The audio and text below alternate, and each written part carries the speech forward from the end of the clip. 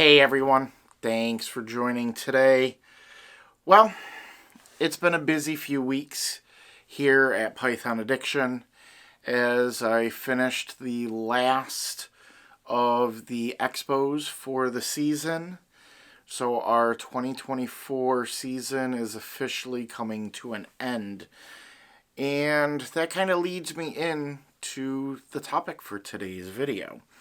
As over the course of the last 3 shows that I've done, I've kind of had a repeating question from several different people approaching my table.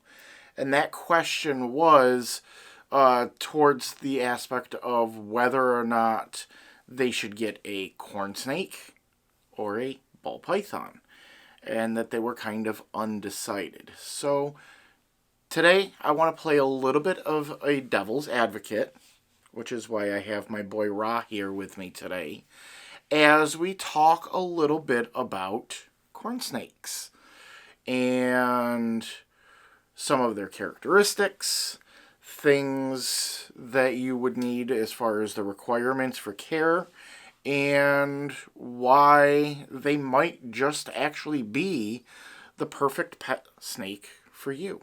So, stick around. I'm Jack, this is my boy Ra, and you're watching Python Addiction.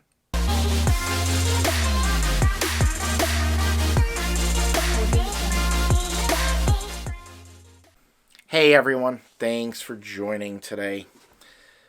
I've got my little co-host here, Ra, as we talk a little bit more about corn snakes. Corn snakes are part of the colubrid family and are considered a constrictor within that family. So they are very similar in that regards to things like ball pythons and even boa constrictors in how they dispatch their prey. They are native to North America and they are non-venomous. So, if this boy were ever so inclined to bite me, it would do absolutely nothing to me at all. And in all of my time having this boy, and I've had him since he was a hatchling, he has never once tried to bite me or been successful in biting me. So, temperament-wise, absolutely perfect in that regards there. Size-wise, he's just about 4 feet. As an adult, more like 3.5 feet. I haven't measured him completely, but he's a little bit longer with his tail than my arm, and my arm is just about 4 feet in length. So, not very big. He's only about the thickness of a $half at his thickest part. Meal-wise, he eats large mice as an adult, and that was just kind of upsizing him a little at a time. As he got older, going from pinky mice and working the way up. This particular boy is a little on the picky side. He only likes to eat live, but generally speaking, most corn snakes are not that difficult to get switched to and on frozen thawed. I didn't have as much of an issue raising this boy and giving him live when he was younger, and he just got stuck onto it. Very rarely when I offer a frozen thawed, if I offer him a frozen thawed, will he take it. He'll just refuse it outright. But otherwise, they're normally not very picky eaters. They will generally eat all the time, which is a nice bonus when you're looking for a good pet snake. Their temperament and demeanor is very calm and easygoing. So, great for a first-time snake. Now, let's talk a little bit about care. Care requirements are very easy, I think, when it comes to comparing this to like a ball python. You do want to have a enclosure that is appropriately sized. So for these guys, you can use glass, which is perfectly acceptable given their temperature ranges and humidity requirements, as it's not as much of an issue.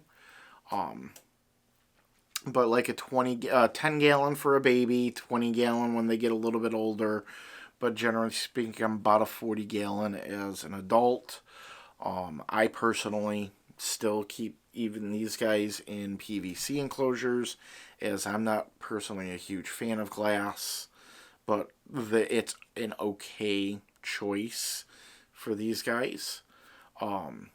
So as I stated, for heating, you're going to want a heat mat that's on a thermostat.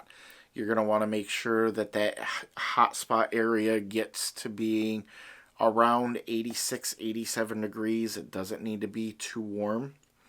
And then for the cool side, what I would call ambient temperature. Anything around 72 to like 78 degrees is perfectly fine for these guys for their cool side or the ambient temperature. Humidity, ambient humidity for most of the area. If you live in a very arid climate to where your normal humidity is below that of around 20 to 30%, you're going to want to keep the substrate a little bit more on the moist side or wet side to make sure that there's ample humidity in their enclosure. But otherwise, ambient humidity is normally perfectly fine. I use coconut coir still for these guys for their substrate, as I'm going to show you his enclosure right here on this video.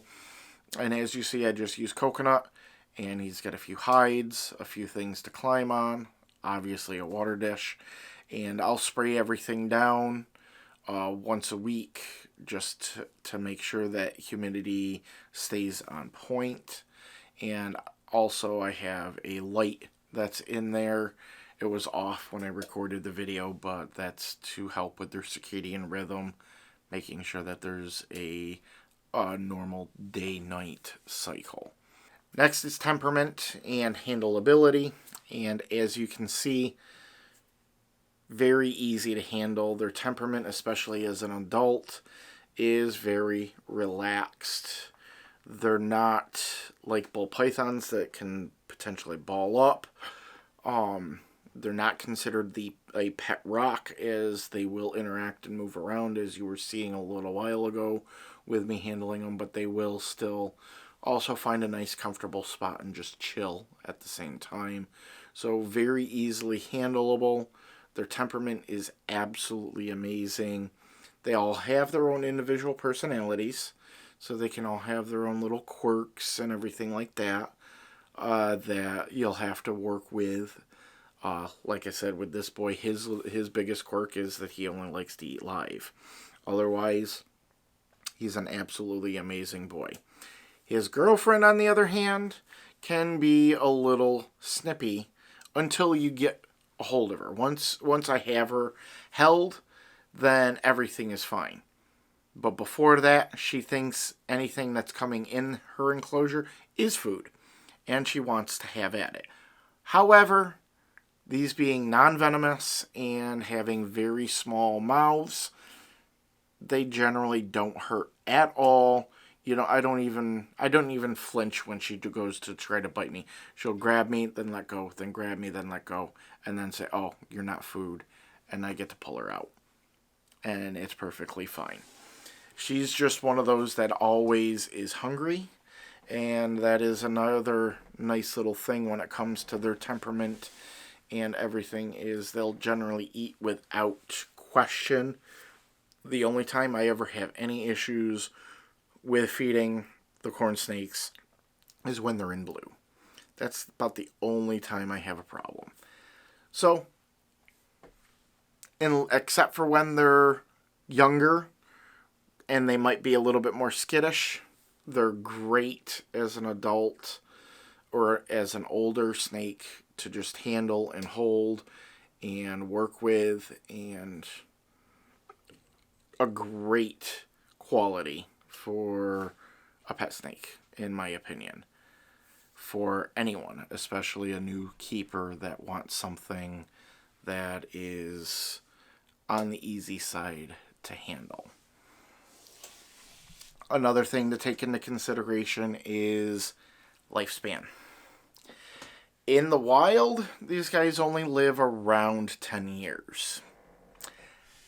In captivity, however,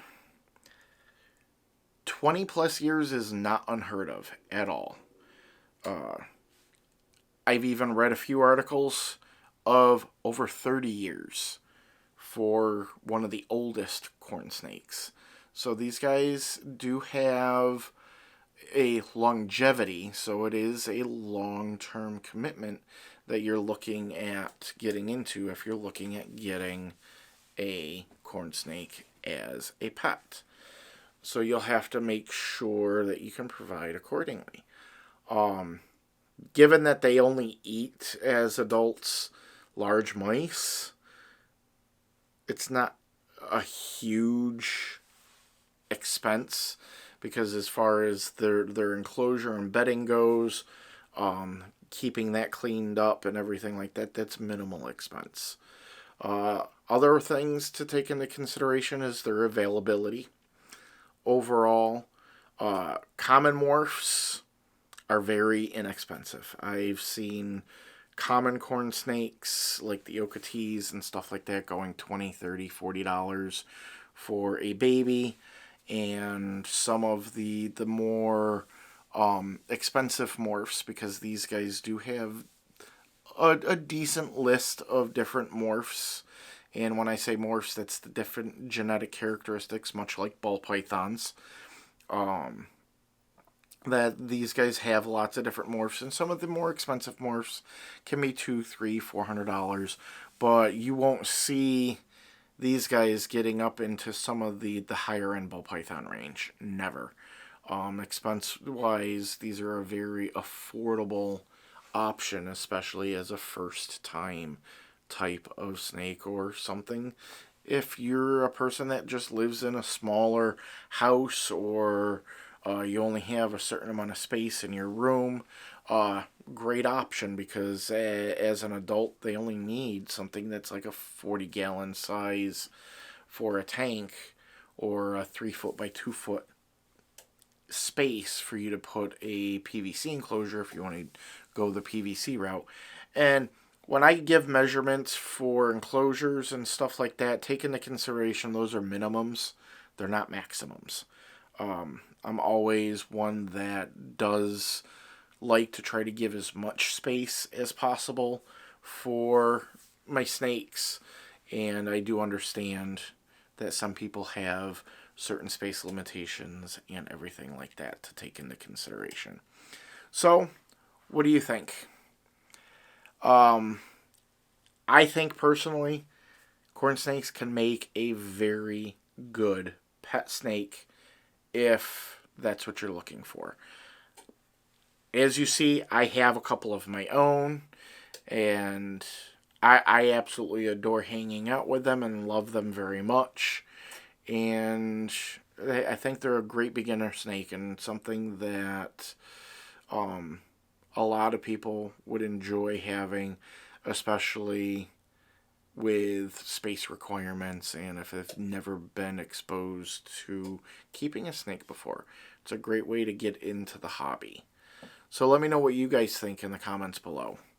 Because I'd like to hear from some of my viewers, you guys that are keepers of corn snakes. Are you considering getting one? Let me know. As always, if you guys like this video, please do hit that thumbs up button, as that lets me know that you liked this type of video.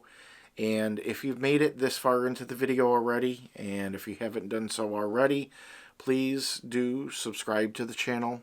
And while you're at it, click that notification icon, as that'll let you know when I do new videos. I tend to do new videos at least once a week. So until next time, I love you guys. I'm Jack. My co-host today has been Raw, and you've been watching Python addiction.